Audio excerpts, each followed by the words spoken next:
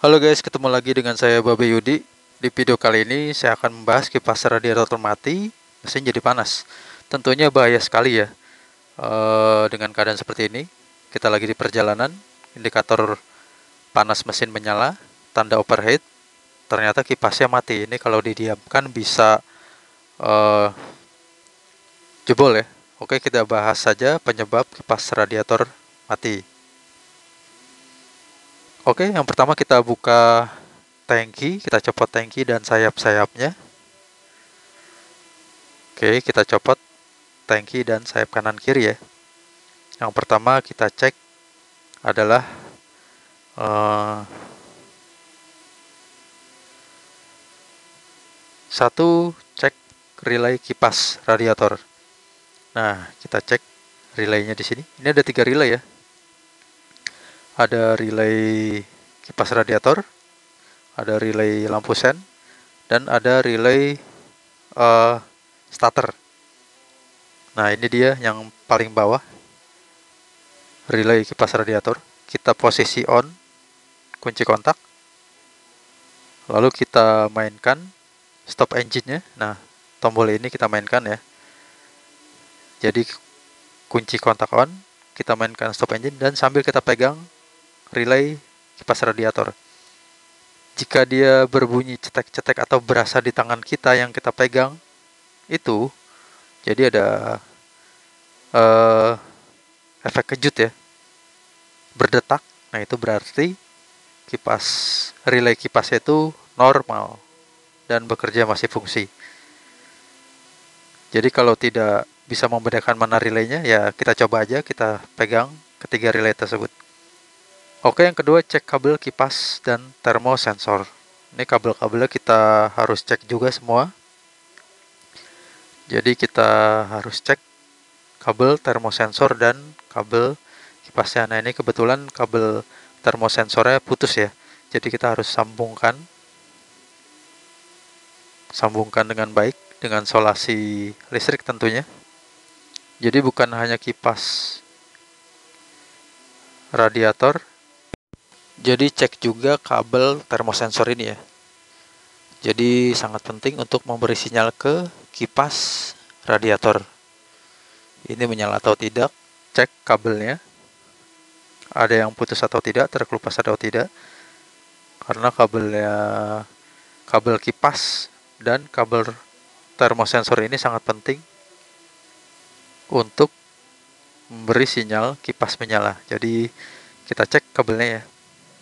Jika ada yang putus, kita sambung dan perbaiki. Oke, yang ketiga, kita cek kipas radiator itu sendiri ya.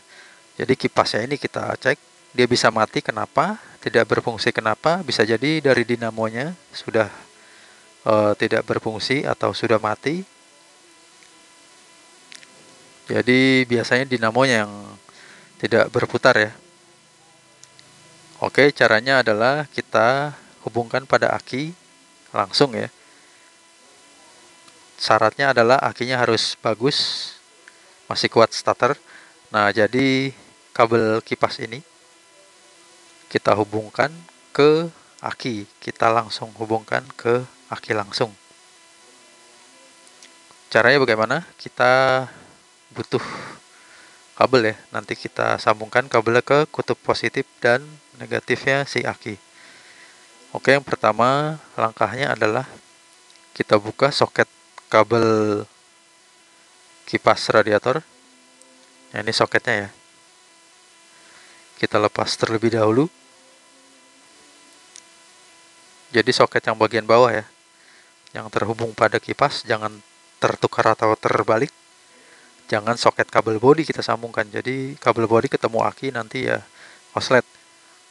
Kita siapkan kabel yang cukup ya untuk menghubungkan soket kipas radiator ke aki.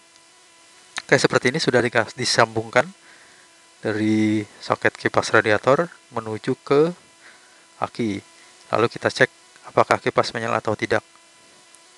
Lalu yang keempat, cek termosensor ya. Nah, ini sangat penting ya. Karena yang memberi sinyal ini adalah termosensor. dia tugasnya adalah memberi sinyal panas ke kipas radiator. Jadi kalau termosensor ini rusak, tentunya kipasnya tidak berfungsi. Oke, langkah pertama adalah kita copot dulu soket termosensor. Kemudian kita lepas termosensornya menggunakan kunci pas 19. Ini kunci 19 ya untuk membuka termosensor. Oke, kita putar. Oke, kita putar sampai dia terlepas termosensornya. Ini dia. Kemudian kita pasang kembali soket termosensornya seperti ini.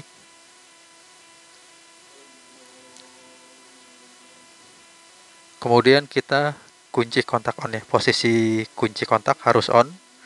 Lalu kita panaskan bagian ujung bawah termosensor memakai korek api. Nah, lihat, kita panaskan terus. Kita lihat bagian kanan atas, yaitu kipasnya. Kita lihat kipasnya berputar atau tidak. Jika berputar berarti termosensornya normal. Nah, itu berputar ya. Jadi, kipasnya berputar itu tandanya termosensor normal.